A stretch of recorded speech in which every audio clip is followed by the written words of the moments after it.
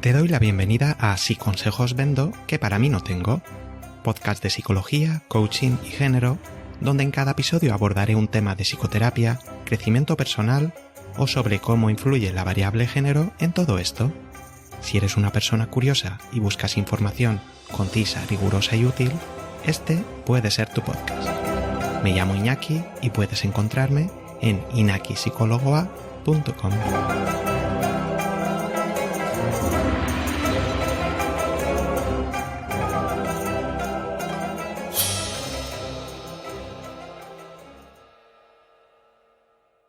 Hola, te doy la bienvenida al episodio número 15.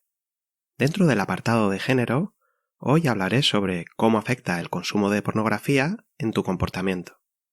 Si notas algo raro en mi voz, no es que he cambiado de micrófono, sino que estoy un poco resfriado. Entonces, a ver qué tal se me escucha. Empezamos. Durante los últimos 50 años, se han llevado a cabo numerosos estudios sobre los posibles efectos de la pornografía en diversos temas, como la salud mental, las agresiones sexuales, las relaciones románticas, la violencia de género, actitudes o creencias sexistas, la autoestima o autoimagen corporal, etc. En el presente episodio analizaremos algunos de los últimos metaanálisis para intentar esclarecer lo que sabemos a ciencia cierta sobre este tema. Hablaré sobre porno y violencia sexual, porno y adolescentes, porno e imagen corporal y porno y relaciones de pareja o satisfacción sexual. Y no te pierdas las conclusiones finales. Terminaré también con un ejemplo de mala prensa sobre este tema. Te recuerdo que en mi web puedes encontrar el guión de todos los episodios, incluyendo links a los estudios que cito en este. Para enmarcar un poco el programa, aclaro que me referiré únicamente a los efectos en las personas que consumen pornografía. No hablaré, por tanto, de los efectos en las profesionales que trabajan dentro de esta industria y las violencias que sufran en ella. Tampoco hablaré sobre el fenómeno de la pornovenganza, en la que vídeos íntimos se difunden públicamente sin el consentimiento de una parte implicada, que generalmente son mujeres. Venga, pues empezamos con algo sencillo a priori. ¿Qué entendemos por pornografía? Pues la verdad es que no es algo tan sencillo de definir. Quizá una definición más o menos consensuada pueda ser esta: material sexualmente explícito que tiene la intención de excitar. Dentro de eso, hay una gran diversidad de pornografía. Diversidad étnica, de orientación sexual, diversidad de cuerpos, pornografía profesional o amateur, porno ético, feminista o dirigido a mujeres, etc. La gran mayoría de estudios que citaré se centran en la llamada pornografía mainstream, que suele ser heterosexual y dirigida principalmente al disfrute de nosotros los hombres. ¿Y cómo es el consumo de pornografía en la sociedad actual? Según un análisis de 2021, se aprecian diferencias entre el consumo en mujeres y hombres. Ellas tienden a consumir más tarde, en la juventud o adultez, tienden a fijarse más en las caricias y besos, y tienden a consumir con el fin de mantener relaciones sexuales con su pareja. Mientras que ellos tienden a consumir más temprano, adolescencia y juventud, tienden a buscar material de tipo más agresivo y tienden a consumir en mayor medida con el fin de masturbarse. Insisto, estoy indicando las diferencias grupales. No significa que, por ejemplo, ellas no consuman pornografía para masturbarse. Lo que digo es que ellos tienden a hacerlo significativamente más. ¿Y por qué motivos ve la gente porno? Según otro estudio, aglutinan 4 posibles razones. La primera, para excitarse y masturbarse o tener relaciones sexuales. La segunda, para mejorar el rendimiento sexual, por ejemplo, aprendiendo algunas técnicas o posturas novedosas. La tercera, por motivos instrumentales o sociales, por ejemplo, porque mis amigos quedan para ver porno juntos. Y el cuarto motivo sería falta de habilidades relacionales o de gestión emocional, como no tener pareja afectiva o sentir soledad o aburrimiento. En este caso, el consumo de porno estaría más impulsado por la evitación de emociones desagradables, como ansiedad o tristeza, o la búsqueda de excitación en los casos de aburrimiento. y quizá esto pueda explicar por qué hay tanta gente, entre comillas, que ve porno en horario laboral. ¿Y cuáles son los principales motivos en el caso de las mujeres? Pues algunas utilizan la pornografía como ayuda visual mientras se masturban o autoerotizan. Otras lo hacen para aprender técnicas sexuales nuevas. Y otras para potenciar la vida sexual con su pareja. Un poco de todo. ¿Y nos excitamos igual con el mismo material? En un estudio proyectaron 6 vídeos pornográficos, la mitad de ellos clasificados como dirigidos a hombres, porno mainstream más o menos, y la otra mitad como dirigidos a mujeres, porno feminista. Durante el visionado midieron la excitación sexual y la respuesta afectiva. ¿Cuáles son los resultados? Los hombres reportaron mayores respuestas psicosexuales que las mujeres para los 6 vídeos. Y en el caso de las mujeres, indicaron mayor excitación y menor malestar solo en los vídeos diseñados para mujeres. ¿Y en qué se diferencia el porno feminista del mainstream? Pues en general, aparecen cuerpos más reales, que te podrías encontrar en la calle, aparece mucha menos violencia, con una iniciativa más compartida, las relaciones sexuales son más realistas, hay un menor enfoque en la genitalidad y mayor en las caras o en las emociones, y hay una mayor diversidad de orientaciones e identidades dentro de una misma escena. Y tras esta introducción, comenzamos con la primera cuestión. ¿Qué tipos de estudios se han realizado vinculando el consumo de pornografía con las agresiones sexuales contra las mujeres? Pues se han realizado básicamente 3 tipos de estudios, que son correlacionales, experimentales y poblacionales. Te explico muy brevemente en qué consiste cada uno. En los correlacionales se selecciona un número alto pero acotado de personas y se compara el tipo y la cantidad de pornografía que consumen con otros factores personales como las actitudes sexistas que tengan, el uso de la violencia en sus relaciones sexuales, etc. En los experimentales, exponen a los participantes a pornografía violenta, a pornografía no violenta o a otro tipo de vídeo no pornográfico, y a continuación les hacen rellenar cuestionarios sobre sus creencias o comportamientos sexuales, o les ofrecen la posibilidad de realizar alguna agresión leve a otra persona, que no son de índole sexual. Y en los poblacionales se analiza la evolución del consumo de pornografía total en un país y se compara, por ejemplo, con la evolución del número de denuncias por agresión sexual. ¿Y qué resultados han obtenido? He recurrido a un metaanálisis de 2020 que analiza estudios desde 1970 hasta la actualidad. Los metaanálisis o estudios de estudios proporcionan un mayor grado de evidencia que los estudios sueltos. Bueno, al grano que me lío. La evidencia existente no sugiere que exista relación entre el consumo de pornografía no violenta y las agresiones sexuales. Y sí sugiere una relación débil en el caso de la pornografía violenta, pero inconclusa, faltan más datos. Vayamos por parte, que el tema tiene bastante miga y matices. ¿Qué entienden por porno no violento? Aunque es una distinción subjetiva, se suele incluir relaciones sexuales vaginales o anales, sexo oral femenino o masculino y sexo en grupo en distintas proporciones.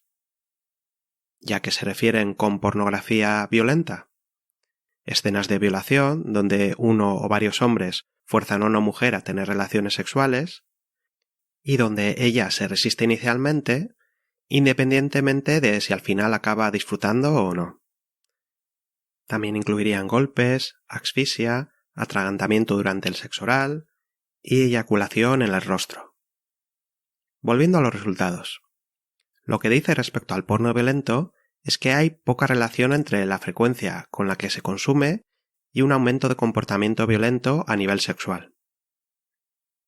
Algunos estudios sí que muestran una mayor relación y otros ninguna o incluso contraria.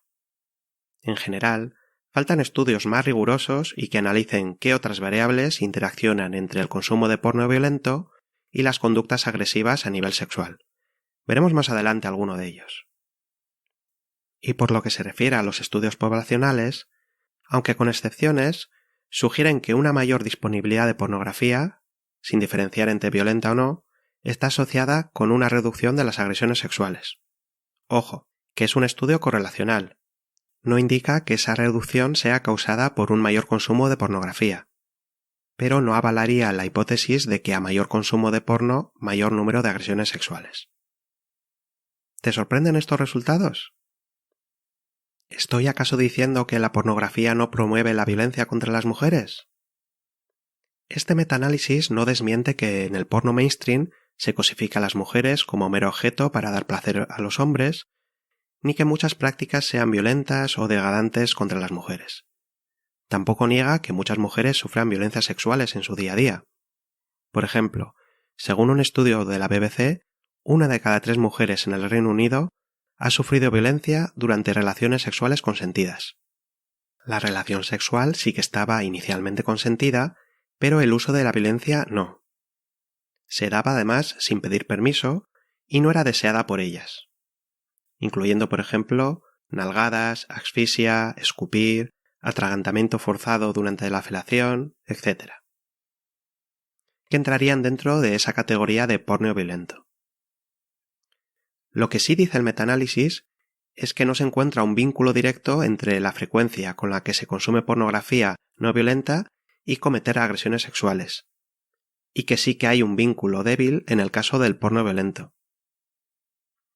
¿Y cómo puede ser eso? Pues en parte porque vivimos en un mundo donde la legitimación de la violencia contra las mujeres está en múltiples espacios, en películas no pornográficas, libros, creencias, programas de televisión, en las redes sociales, y en parte porque hay otras variables intermedias o mediando. Así, 2 hombres que ven porno violento con la misma frecuencia pueden mostrar diferencias en el grado de violencia que ejercen durante su comportamiento sexual. Y hombres que consumen menos porno violento pueden llegar a ser más violentos en su comportamiento que otros que consumen mucho más. ¿Seguimos explorando alguna de estas variables intermedias? Pero antes, ¿qué tan violento es el porno mainstream? Según otro estudio, donde analizaron más de 4.000 escenas pornográficas en 2 portales de acceso gratuito y muy populares, el 45% de las escenas analizadas incluían al menos un acto de violencia física en uno de los portales y el 35% en el otro. En el 97% de las ocasiones, las mujeres eran las receptoras de dicha violencia y las respuestas de las mujeres tendía a ser bien neutral o bien positiva. Y en el 76% de las ocasiones, un hombre era el perpetrador de la agresión física. Es decir, la desigualdad en este caso es bien manifiesta. Para analizar el papel de las variables mediadoras, voy a recurrir a un estudio titulado ¿Se relaciona el consumo de pornografía con la violencia hacia la pareja? En este estudio entrevistaron a 382 hombres heterosexuales que habían tenido relación de pareja durante el último año, y les preguntaron por el tipo y frecuencia de pornografía que consumían. También rellenaron test para indagar sobre el uso de la violencia en la resolución de conflictos de pareja, ya sea violencia física, psicológica, coacción sexual o, en cambio, utilizaban la negociación. También les midieron usando una escala para valorar sus creencias sexistas, con ¿cómo de acuerdo estás con esta afirmación? Las demandas de las mujeres en términos de igualdad entre los sexos son simplemente exageradas. Y una escala sobre la visión de las mujeres como objetos sexuales. ¿Estás de acuerdo con que, de manera inconsciente, las mujeres siempre quieren ser persuadidas para tener relaciones sexuales? Y otra escala sobre mitos de la violación. ¿En qué grado compartes estas afirmaciones? Ser agredida es sexualmente estimulante para muchas mujeres. O una mujer que va a casa o apartamento de un hombre en la primera cita insinúa que está dispuesta a tener relaciones sexuales. Y después de todos estos datos que obtuvieron, ¿qué conclusiones o a qué resultados llegaron? Pues encontraron que el consumo de pornografía violenta sí se asoció positivamente con la perpetración de agresiones hacia la pareja. Eso sí, solo en los hombres que habían tenido puntuaciones altas en justificación de violencia, puntuaciones altas en creencias sobre mitos de la violación y puntuaciones altas en actitudes sexistas y visión de la mujer como objeto sexual. Por contra, en hombres con puntuaciones más bajas en todas estas creencias, la relación era negativa, es decir, a mayor consumo de porno, menos agresiones cometidas. Recalco que son estudios correlacionales. Pero sí parece indicar que el consumo de porno violento podría influir de forma diferente en ciertos hombres. Para algunos hombres, su consumo podría no tener efecto. Para otros, el efecto podría ser agravante, es decir, aumentando los comportamientos agresivos. Y para otros, protector, es decir, reduciéndolos. Además de las actitudes sexistas preexistentes, comentadas ya arriba, otra variable mediadora que se ha tenido muy en cuenta es la percepción de realismo. En un estudio con personas universitarias en Alemania, observaron que la percepción de realismo en la pornografía era un predictor de coerción sexual, es decir, de obligar a otra persona a tener relaciones sexuales, y también era un predictor de los comportamientos sexuales de riesgo.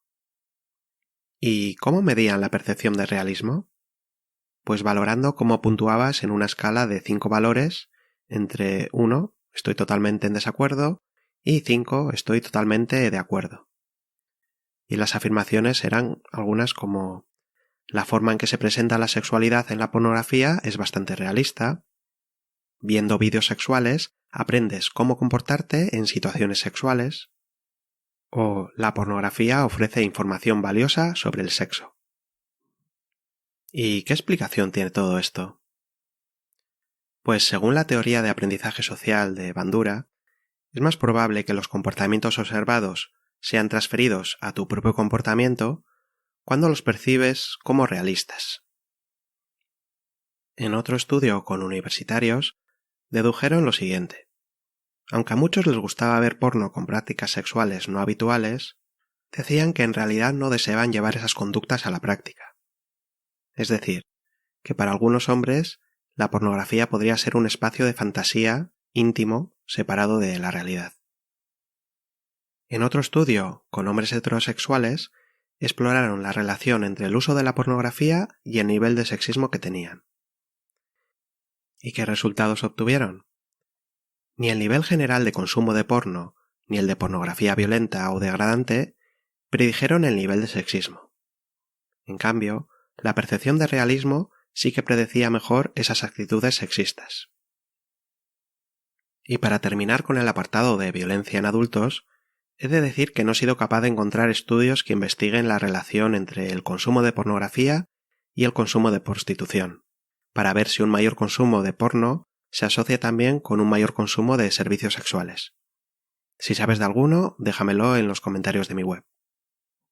Sí que he encontrado, por ejemplo, un estudio de 2003 en el que se entrevista a casi 900 mujeres prostituidas, y casi la mitad reportaba estar preocupada por hombres que querían que ellas actuaran como habían visto en el porno. Y en una encuesta hecha en adolescentes de 2019, casi la mitad de los chicos indica haber recibido anuncios con ofertas sexuales después de navegar por páginas porno. Y si hay anuncios, hay negocio detrás. Cambio de tercio. Pasamos a la adolescencia. ¿Y qué hay de los efectos de la pornografía en las y los adolescentes? Antes vamos a ver algunos datos sobre su consumo de la mano del último informe de Save the Children de 2020, con 1.750 participantes entre 13 y 17 años. En él indican que vieron porno por primera vez con 12 años y que 7 de cada 10 había consumido porno en el último mes. ¿Y hay diferencias entre chicas y chicos? Ellas ven porno una vez a la semana o al mes, y ellos tienden a verlo a diario. Para ellas, el primer contacto suele ser más accidental, les aparece mientras navegaban por internet, o lo reciben de otra persona, a veces desconocida, y ellos suelen buscar de forma activa ese primer acceso a contenido pornográfico. Ellos manifiestan que lo consumen por placer, y ellas, en mayor medida, para aprender qué se espera de ellas. La inmensa mayoría, y esto es una buena noticia, tanto chicas como chicos, sí que detecta violencia y relaciones desiguales en la pornografía, pero esto está mediado en parte por la frecuencia de consumo de la misma. Me explico. Entre quienes la consumen con mayor frecuencia, chicos en su mayoría, el 38% no encuentra en ella desigualdad y el 37% no encuentra diferencias entre el porno y el sexo real. Entre quienes consumen menos, esos porcentajes son menores. Por otra parte, el 60% de las y los adolescentes prefieren porno en el que la relación se da en igualdad.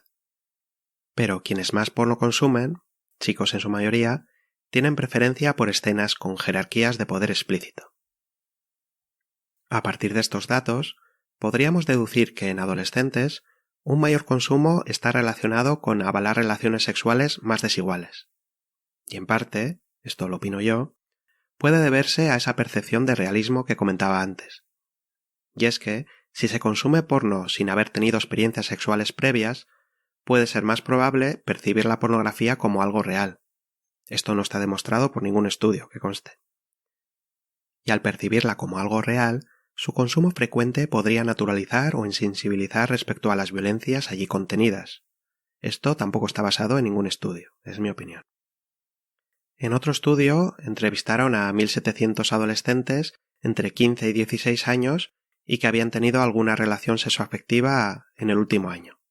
Analizaron si había alguna relación entre el consumo de pornografía y el uso de la violencia en sus relaciones.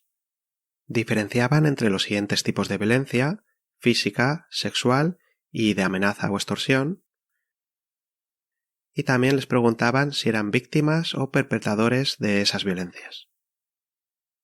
¿Y cuáles son los resultados? Pues encuentran una relación mediada por el sexo. Me explico. Las chicas más expuestas a porno violento recurrían más veces a violencia física o amenaza que las chicas menos expuestas, en concreto 1,5 veces más. Y los chicos más expuestos a porno violento recurrían 3 veces más a violencia sexual que los chicos menos expuestos. Y a la hora de ser receptoras de la violencia, en las chicas el consumo de pornografía apenas tenía incidencia en que recibieran más violencia, pero los chicos que más consumían sí que reportaban ser víctimas de violencia física o sexual en mayor medida que los chicos que consumían menos. Estos estudios son correlacionales, así que no indican causalidad, y hace falta todavía mucha más y mejor investigación con la adolescencia para saber qué efectos tiene realmente y qué está mediando por ahí. Y también hace falta mucha más educación sexual y de calidad, de forma que la pornografía con la que se encuentren o busquen no cumpla esa función educacional. ¿Qué podría aprenderse en esa educación sexual? Pues a relacionarse más desde el consenso, a quererse bien, a tener una sexualidad saludable, a explorar los gustos propios y preguntar por los ajenos, a expandir la sexualidad más allá de la genitalidad y del coitocentrismo, y a analizar de forma más crítica los contenidos pornográficos mainstream. Cambiamos de tercio nuevamente. Porno e imagen corporal.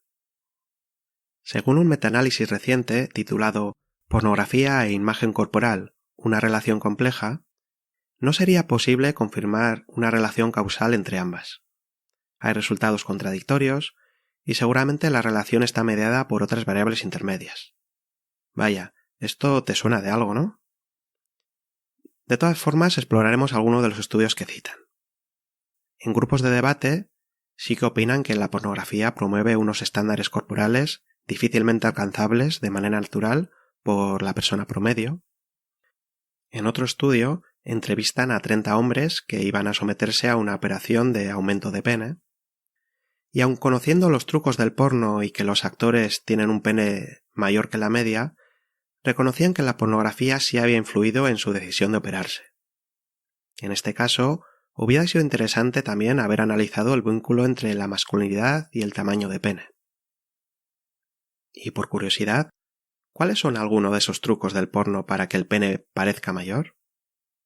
Pues más allá de depilarse, el ángulo y tipo de objetivo de la cámara utilizada, que las actrices tengan cuerpo y o manos pequeñas para que el contraste sea mayor, maquillaje, etc. También hubiera estado bien saber si los hombres que recurrían a la operación habían visto otros penes erectos en la vida real, más allá del porno, y así haber podido hacer una comparativa más realista entre su pene y el de la media. En mi web dejaré un vídeo corto educativo que analiza otras diferencias entre el porno y la realidad, por si quieres echarle un ojo. En otro metaanálisis famoso, analizaron los estudios entre 1995 y 2015 que se han hecho analizando el posible impacto que tiene la sexualización de los cuerpos de las mujeres en los medios. Y aquí sí que encuentran una asociación entre la exposición diaria y una mayor insatisfacción con el propio cuerpo, una mayor autocosificación, una mayor tolerancia a la violencia sexual hacia las mujeres, etc. La clave aquí es que analizaron los efectos de la sexualización existente en los medios de comunicación, y no en el porno en concreto. Es decir, revistas, series, películas, programas de televisión, anuncios, redes sociales. Y quizá, y esto lo digo yo, la exposición a estos medios convencionales tenga más impacto que la pornografía, porque el tiempo de consumo de estos otros medios es mucho mayor. Nuevo cambio de tercio. ¿Y cómo influye el consumo de pornografía en las relaciones de pareja? En un estudio bastante extenso, con 100.000 personas en pareja y longitudinal, duró 3 años con una medida al año, concluyeron lo siguiente. Entre los hombres, un consumo alto de pornografía en la primera medida o un aumento de su consumo entre la primera y la tercera medida se asociaba con menor percepción de competencia sexual y menor satisfacción sexual reportada por la pareja, ya fuera esta homosexual o heterosexual. En cambio, para las mujeres, un mayor consumo de porno se asociaba a todo lo contrario, mayor percepción de competencia sexual y mayor satisfacción sexual reportada por la pareja, pero sobre todo en parejas heterosexuales. Estos resultados dan pie a la siguiente ironía apuntada en el propio artículo. El porno, que tiende a cosificar a las mujeres y está destinado al disfrute de los hombres, acaba produciendo efectos negativos en ellos y positivos en ellas, al menos en algún aspecto. Pero yo creo que aquí pueden estar pasando otras muchas cosas. Puede ser, por ejemplo, que el aumento de consumo de porno sea anterior al deterioro de la relación. O puede suceder a la inversa. Por ejemplo, y esta hipótesis la planteo yo, no aparece en el estudio, pueden aparecer problemas en la relación de pareja que si se prolongan pueden derivar en menos y peores encuentros sexuales. Y ante ello, quizá algunos hombres recurren a consumir más porno y a masturbarse más. Y es que el porno nunca te dice no, mientras que puede ser muy doloroso que tu pareja te rechace. Según con qué frecuencia se masturben, puede que el deseo sexual hacia su pareja se reduzca. Vamos, que se trata de otro estudio correlacional, que no explica las causas, y la hipótesis que yo he planteado también podría tener cabida, entre otras. En otro estudio más pequeño, también encontraron diferencias entre sexo, según quién consumía el porno. Lo realizaron con 600 parejas heterosexuales. ¿Los resultados? El uso de pornografía por parte de los hombres se asoció con menor calidad sexual tanto para ellas como para ellos. Y el uso de pornografía por parte de las mujeres se asoció con mayor calidad sexual solo para ellas. Este está siendo el episodio más largo de los que he grabado hasta ahora y he dejado fuera, entre otras cosas, otros temas que afectan sobre todo más a los hombres, como posibles disfunciones sexuales o consumo problemático de la pornografía. Si te apetece una segunda parte, házmelo saber en los comentarios. Pero para terminar me gustaría recordar unas palabras de Alan McNee, reescritas un poco por mí. Tras 50 años de investigación, miles y miles de estudios y muchísimo dinero invertido, a día de hoy sabemos muy poco sobre los efectos de la pornografía. Y es que mucha de esa investigación es incompleta, contradictoria o sesgada. En parte, porque habría que comenzar por definir qué se entiende por salud sexual. No hay ni siquiera una definición consensuada sobre lo que es la pornografía, o distinciones entre pornografía mala, entre comillas, o ética o igualitaria. Un ejemplo de las contradicciones pueden apreciarse en la violencia. Un estudio puede encontrar efectos perniciosos de la pornografía en la violencia contra las mujeres, y otro hacer hincapié en un efecto positivo en la liberación sexual de las mujeres, o que muestre que la pornografía puede ser un espacio positivo para personas sexualmente diversas o donde explorar tu identidad. Y es que, como ya hemos mencionado, hay muchos tipos de pornografía existente, sin menoscabar que no todos son igualmente accesibles, y que la pornografía mainstream y gratuita tiene las características que indicaba al principio del episodio. Para mostrar lo dicho, Alan McNee también lanza algunas preguntas, como ¿las personas que consumen más porno tienen más o menos relaciones sexuales consentidas? Y la respuesta es no lo sabemos. En parte porque mucha investigación incluye el BDSM como violencia independientemente de que la práctica sea consensuada o no.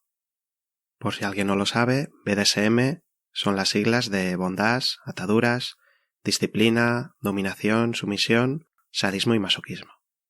Otra pregunta es, ¿las personas que consumen porno tienen una vida sexual mejor o peor? Redoble de tambor, pues tampoco lo sabemos. En parte porque la mayoría de los estudios se centran en relaciones de pareja monógamas y analizan más la estabilidad que el placer sexual.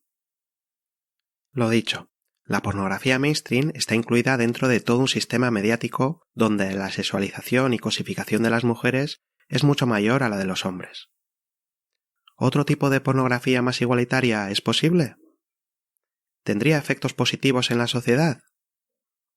Espero que no pasen otros 50 años sin tener respuesta a estas cuestiones. Y para terminar, cuidado con muchos titulares sensacionalistas de periódico que confunden correlación con causalidad. Un ejemplo reciente. Titular en la cadena SER. Las mujeres que ven porno tienen más probabilidad de sufrir violencia sexual. ¿Dice eso el estudio? No. Entre otras cosas porque es un estudio correlacional, y por tanto solo indica una asociación entre dos cosas, no pudiendo saber si una es la causa de la otra, o viceversa, o existen otras causas. Lo que sí que dice el estudio es que se ve cierta asociación entre consumir más porno y reportar haber sufrido más violencias sexuales. Y no se sabe si haber sufrido más violencias sexuales es la causa por la que se ve más porno, o si ver más porno es la causa por la que se reportan haber sufrido más violencias. Y aunque supiéramos que realmente el porno fuera la causa, podría haber distintas explicaciones. Por ejemplo, podría ser que al ver más porno, algunas mujeres naturalicen más la violencia y eso las haga más vulnerables a sufrir más violencia sexual. O podría ser que al ver más porno, eso las hace más conscientes de las violencias sexuales y por eso son más capaces de detectarlas y reportarlas cuando las sufren. Si te fijas, son explicaciones que irían en direcciones opuestas. Y son hipótesis que hay que contrastar con estudios. En este estudio no se dice nada de eso. Bueno, espero que este pequeño mini análisis sea de ayuda para leer de manera crítica lo que la prensa dice sobre estudios científicos. Muchas gracias por haber llegado hasta el final del episodio, que está siendo tan largo y me está costando tanto grabar con esta voz. Si te ha gustado, ¿me ayudas a difundirlo entre tus amistades o familiares? O déjame un comentario en la web, o una puntuación positiva si me escuchas en alguna plataforma que así lo permita. Me ayuda mucho, de verdad. Nos vemos en el siguiente programa, donde hablaré sobre el trastorno obsesivo-compulsivo. Hasta entonces, cuídate mucho. Salud, coraje y amor.